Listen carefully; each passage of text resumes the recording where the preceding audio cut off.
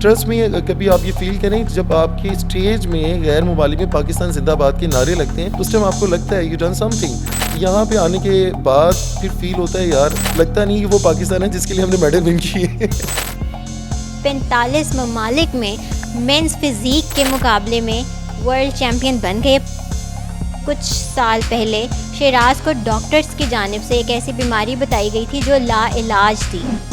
बीमारी का नाम था लार्ज हाइड्रोसानिया, और जब मेरी कंडीशन ये आती है कि आप पानी भी पीते हैं तो वो आपको रिफ्लेक्स कर जाता है। एक वक्त वो भी आ गया कि वो मेडिसिन भी मुझ पर यानी मतलब ज़्यादा इफेक्ट नहीं कर पाए। कितनी स्ट्रगल करनी पड़ी है आपको फिट होने में? इसके लिए 2 महीने पहले मुझे जॉब छोड़नी पड़ी। दुनिया का सबसे महंगा स्पोर्ट्स यही है, जिसके पीछे बहुत बड़ा हाथ है मेरी वाइफ का। कहावत बिल्कुल ठीक है कि हर कामयाब मर्द के पीछे एक औरत का हाथ होता है। ये बहुत बड़ी बदकिस्मती हमारी ऐसी है कि इतनी महंगी गेम होने के बावजूद, इतनी कुर्बानियाँ देने के बावजूद हमें सपोर्ट कोई नहीं है।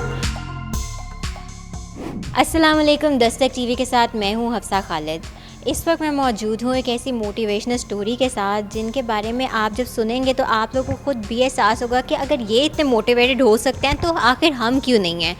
मैं मौजूद हूँ इस वक्त शहराज खान के साथ, जिन्होंने पिछले महीने ही वर्ल्ड चैम्पियनशिप जीती है, जहाँ पे 45 ममालिक में मेंस फिजिक के मुकाबले में वर्ल्ड चैम्पियन बन गए। पाकिस्तान वापस आए और पाकिस्तान का नाम रोशन किया है। एक चीज़ और यहाँ मैं आपको बताती चलूँ कि कुछ साल पहले शहराज को डॉक्टर्स की जानिब से एक ऐसी बीमारी बताई गई थी जो लाइलाज थी। आइए हम इन्हीं से बात करते हैं और इनकी कहानी इन्हीं से ही जानते हैं। अस्सलाम वालेकुम। जी वालेकुम अस्सलाम। कैसे हैं आप? जी अल्हम्दुलिल्लाह, बहुत शुक्रिया। इतनी मोटिवेशन, आपको डॉक्टर्स की जानिब से कह दिया गया था कि आपकी बीमारी लाइलाज है। पहले तो मैं बताइए वो क्या बीमारी थी और क्यों डॉक्टर्स ने ऐसे बोला? अब डॉक्टर ही आपको देख के खुद शर्मिंदा होते होंगे कि हमने तो इनको कह दिया था कि इनका कुछ नहीं हो सकता। जी जी बिल्कुल। एक्चुअली उसमें ऐसा था कि मुझे एक बीमारी का नाम था लार्ज हाइड्रोसानिया, और वो बेचारे भी काफ़ी अरसे से मेडिकेशंस कर रहे थे। और जब मेरी कंडीशन ये आती है कि आप पानी भी पीते हैं तो वो आपको रिफ्लेक्स कर जाता है, तो आप यानी खाना तो दूर की बात, तो वो पानी भी आपको रिफ्लेक्सिंग कर रहा है, बहुत ज़्यादा कंडीशन ख़राब है, आपकी वॉमिटिंग एंड ब्ला ब्ला। तो मेडिसिन्स मेरे पे असर नहीं कर रही थी। तो उसके बाद उन्होंने मुझे कुछ ऐसी ड्रग्स लगा दी थी जिसमें कुछ एंजाइटीज़ भी थी, और जिससे आप लाइक आप हर वक्त नींद सी महसूस कर रहे थे, ड्राउजीनेस सी। तो फिर लास्ट में आके डॉक्टर्स ने मुझे बताया कि अच्छा एक और बात बताऊँ, वो जो ड्रग्स भी थी, एक वक्त वो भी आ गया कि वो मेडिसिन्स भी मुझ पर यानी मतलब ज़्यादा इफेक्ट नहीं कर पाए। मुझे नींद भी फिर मेरी ख़राब हो चुकी थी, यानी everything it's not working actually. जी डिस्टर्ब था। तो फिर मुझे प्रोफेसर साहब ने उन्होंने ये बताया कि मैंने आपको पहले भी कई बार बता चुका हूँ कि आपका जो है लार्ज हाइड्रोसानिया है, जिसमें मैदे का मुंह जो होता है खुराकी नाली में आ जाता है, और वो ज़्यादा बिगड़ चुका हुआ है। तो हम लोग आपको काफ़ी दफ़ा बता चुके हैं, इसके जो सोल्यूशन है दैट्स ओनली सर्जरी। वो ऑप्शन पे जाना नहीं चाह रहा था क्योंकि कुछ डॉक्टर्स ने मुझे ये बताया हुआ था कि तकरीबन 5 to 6 मंथ आप तकरीबन बेड पे होंगे, आपकी खुराक की नाली और ये वो फलाना चीज़ें। तो वो मुझे चीज़ काफ़ी डिस्टर्ब कर रही थी। तो ये फिटनेस का आपने क्यों सोचा? ये इससे पहले ही ये जारी था एक्सरसाइज वगैरह, या इस बीमारी ने कुछ आपको मोटिवेट किया और आपने कहा मेडिसिन को छोड़ो, अपने आप को फिट रखते हैं? जी देखिए, फ़र्स्ट ऑफ़ ऑल ये इतनी आसान चीज़ नहीं है कि मैं कह दूँ मेडिसिन को छोड़ के मैं एकदम फिटनेस पे चला जाऊँ। इनफैक्ट कि एक बच्चा जब से मैट्रिक ही करता है तो उसके बाद वो भी बड़ी मुश्किल है कि वो लाइन कौन सी चूज़ करे, साइंस में जाए या ब्ला ब्ला। तो इसी तरह ये चीज़ मेरे माइंड में आनी, और वो भी इतने स्ट्रेसफुल माइंड में आना, इट्स नॉट ये मेरे बस में नहीं था। ये तो अल्लाह की तरफ से कुछ आती है ना आपको ख़यालात, ये अल्लाह की देन है, अकल अल्लाह की देन है। आपके जहन में इस टाइम क्या लेके आता है, आपको ख्वाब कितने आने हैं, आपकी आखिरी सांस कब आनी है, इसमें मेरा कोई कमाल नहीं। ये अल्लाह की तरफ से ही मुझे बस एक छोटा सा आप कह रही हैं जो मोटिवेशन आनी है, इसमें भी मेरा कोई कमाल नहीं। तो अल्लाह ताला का बहुत लाखों करोड़ों अरबों शुक्र है, और अल्लाह ताला की तरफ से मुझे बस एक ये ख्याल आया, I should give me one more chance. ठीक है, तो मुझे एक चांस देना चाहिए। कितनी स्ट्रगल करनी पड़ी है आपको फिट होने में? इस खाली स्ट्रगल नहीं, स्ट्रगल के पीछे जो सेक्रीफाइस है, कुर्बानियाँ हैं, वो बहुत ज़्यादा है। वो आप ये कह सकते हैं कि लोगों के कुछ मजाक भी हैं। इनफैक्ट कि वो उनके लिए तो कहना बड़ा आसान है कि मैंने तो जस्ट मजाक किया था, तो लेकिन उसको नहीं पता होता इसके दिल में गुजरी क्या इस मजाक की। तो सम टाइम बड़ी एक आपको वो अब देखेंगे एक ऐसी चीज़ थी कि मैंने इनफैक्ट कि मेरी अपनी फैमिली में, मेरे अपने दोस्तों में शायद बहुत सारे करीबी दोस्त हैं, मेरे बहुत सारे ब्लड रिलेशंस के ऐसी फैमिली मेम्बर्स हैं जिनको शायद इन वीडियो से पता चल रहा हो कि मुझे ये बीमारियाँ थी, क्योंकि ये मैं कुछ अनाउंस तो कर नहीं सकता था। और जब मैं इस बीमारी से गुजर रहा था तो मेरे अपने पेरेंट्स को नहीं पता था मैं किस बीमारी से गुजर रहा हूँ। उनको ये ज़रूर पता था कि इसको इस चीज़ के मैदे का इशू है, लेकिन ये नहीं पता था किस हद तक है। और कुछ मैं मेडिसिन बहुत अरसे से ले रहा था, अगर मैं खाऊँ तो भूख लग जानी है, खाना खाना है, अदरवाइज़ नहीं खाना। तो मतलब उसकी मुझे एडिक्शन थी अप्रॉक्स कोई 12 to 15 ईयर्स। अच्छा, अब आपने इतने सारे कॉम्पिटिशन्स विन किए हैं, नेशनल लेवल से इंटरनेशनल लेवल तक आप गए हैं, तो हमें कुछ अपनी इस जर्नी के हवाले से भी बताइए। और अभी जो आप रिसेंट ये कॉम्पिटिशन जीत कर आए हैं मेंस फिज़ीक, उस हवाले से भी आप मेडल्स दे कर आए हैं जो हम देख सकते हैं यहाँ पे। मैनी कॉन्ग्रेचुलेशन सबसे पहले तो। इस स्ट्रगल का हमें कुछ बताइए। अच्छा, इसमें जो स्ट्रगल्स हैं इसमें भी बहुत सारी सेक्रीफाइस हैं। फर्स्ट ऑफ ऑल लेटेस्ट चीज़ में अगर मैं बात करूँ, इसके लिए 2 महीने पहले मुझे जॉब छोड़नी पड़ी अपनी, ठीक है, क्योंकि प्रोफेशन ऐसी है, फिटनेस ये आप कहें कि दुनिया की, अगर स्पोर्ट्स में मैं जिक्र करूँ, दुनिया का सबसे महंगा स्पोर्ट्स यही है, ठीक है। इसके पीछे इनफैक्ट कि अगर मैं सिर्फ एक ट्रेनर भी हूँ यहाँ पे अल्हम्दुलिल्लाह, सिर्फ आजकल एक अच्छा जो अर्न भी कर रहा है ना, उसको भी सिर्फ मैं बताऊँ, नेचुरली आपको 6 मील्स लेनी है, ये चीज़ें लेनी है। आजकल महंगाई इतनी है कि वो भी समटाइम 10 दफ़ा सोचता है यार इसके लिए इतना कुछ खाना पड़ेगा, कि मुझे इतना कुछ स्पेंड करना पड़ेगा। तो मतलब उनके ऐसे सवाल होते हैं। हम तो फिर भी प्रोफेशनल्स हैं। प्रोफेशनली आपको जॉब छोड़ के और दिन में 2-2 3-3 दफ़ा एक्सरसाइज करनी है, अपने न्यूट्रिशन का ध्यान रखना है, और उसके बाद आपकी सूरत हाल ऐसी होती है कि आप समटाइम स्ट्रेस में भी होते हैं कि क्योंकि world championship is not like easy, ठीक है। तो नेशनल चैम्पियनशिप इनफैक्ट कि आपको सिर्फ स्टेज में खड़े होकर अपने आप को प्रेजेंट करना ये भी आसान नहीं है। तो अल्हम्दुलिल्लाह मैंने लास्ट ईयर जिस तरह मिस्टर लाहौर मैन फिजिक का टाइटल विन किया, उसके कुछ अर्से बाद मैंने नेशनल चैम्पियनशिप मैन फिजिक का विन किया, और अल्हम्दुलिल्लाह आज मैंने वर्ल्ड चैम्पियनशिप की, वो भी 2 कैटेगरीज़ में, एक में मैंने मैन फिजिक और फिटनेस मॉडल दोनों में गोल्ड एंड सिल्वर विन किया। अल्हम्दुलिल्लाह, अल्लाह का शुक्र है।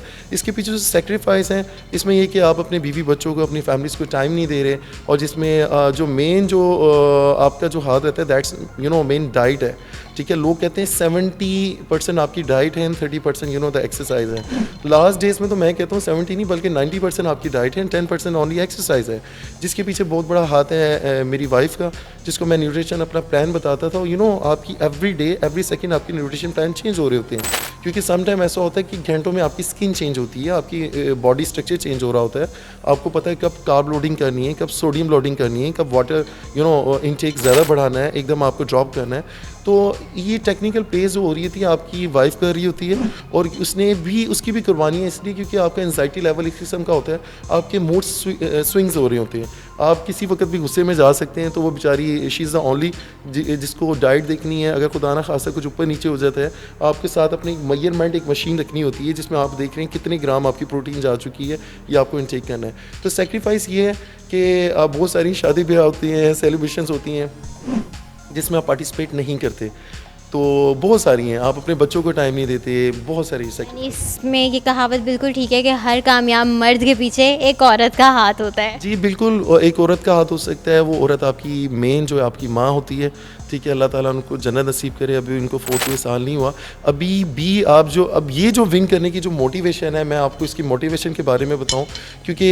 मैं बहुत ज़्यादा स्ट्रेसफुल था। मुझे टीम पाकिस्तान में सिलेक्शन हुई, उसके बाद आई वॉज थिंकिंग कि मैं वहाँ पे जाऊँगा कैसे, क्योंकि फाइनेंशियली इतने रिसोर्स नहीं थे।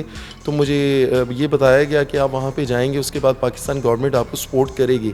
अभी तक तो ऐसा कोई सीन नहीं है। एनी ऑफ वहाँ पे जाता हूँ तो वहाँ पे जाने, यानी पहले मैं थोड़े दिन पहले सोच रहा था मैं जाऊँ कैसे, कम्पीट कैसे करूँ।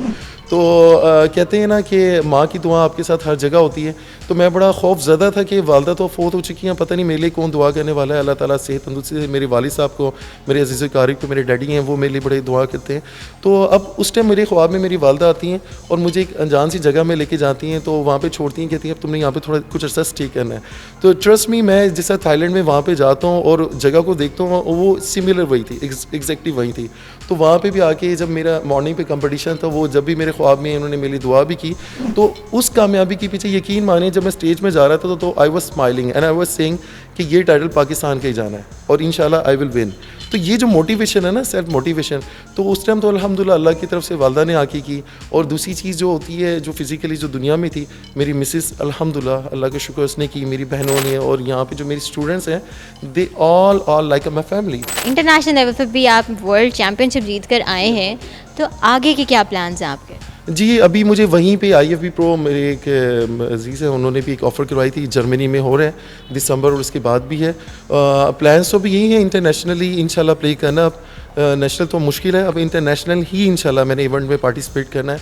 बट थिंग इज़ के उम्मीद है, देखिए जिस तरह कि मैंने पहले भी आपको बताया है, सारी स्पोर्ट्स में से सबसे ज़्यादा डिफ़िकल्ट, सबसे ज़्यादा इन्वेस्टमेंट ये गेम आती है। लेकिन ये बहुत बड़ी बदकिस्मती हमारी ऐसी है कि इतनी महंगी गेम होने के बावजूद, इतनी कुर्बानियाँ देने के बावजूद हमें स्पोर्ट कोई नहीं है। तो देखिए ना, इसमें हम लोग वहाँ पे जाते हैं, आप पाकिस्तान का तराना, आपकी 45 ममालिक के आप अगेंस्ट लड़ते हैं, जिसमें आपके नेबर्स हैं, बहुत सारे कंट्रीज़ हैं, तो वहाँ पे तराना होता है जहाँ पे हम लोग ये तराना सारी उम्र सुनते रहे हैं। ट्रस्ट में कभी आप ये फ़ील करें, जब आपकी स्टेज में गैर ममालिक में पाकिस्तान जिंदाबाद के नारे लगते हैं, तो उस टाइम आपको लगता है यस, उस टाइम आपको लगता है यू डन समथिंग। तो लेकिन यहाँ पे आने के बाद फिर फील होता है यार, लगता नहीं कि वो पाकिस्तान है जिसके लिए हमने मेडल विन किए। तो उम्मीद है अल्लाह करे कुछ सपोर्ट करें। मैं ये पैगाम देना चाहूँगा कि किसी भी सूरत हाल में आप गिव अप मत कीजिए, मत कीजिए। मेरी वालदा भी इसी तरह इस दुनिया से रुखसत हो गई, यकीन करें उन्होंने आखिरी लम्हे तक गिव अप नहीं किया, आखिरी लम्हे तक। तो वो अपनी ज़िंदगी के बड़े मुश्किल हालात में थी, आखिरी दम में भी उन्होंने मेरे हाथ से वो खा लिया, जो कि एक खाना आसान नहीं था। मतलब कहने का मतलब ये, जो बंदा मैंने अपनी वालदा से भी सीखा, अपने वालिद साहब से सीखा, मेरे वालिद साहब भी कहते हैं अल्लाह अकबर कहें, अल्लाह अकबर कहने के बाद आपकी ज़िंदगी की तमाम मुश्किलात छोटी हो जाती हैं। तो आप ये ज़रूर कीजिए।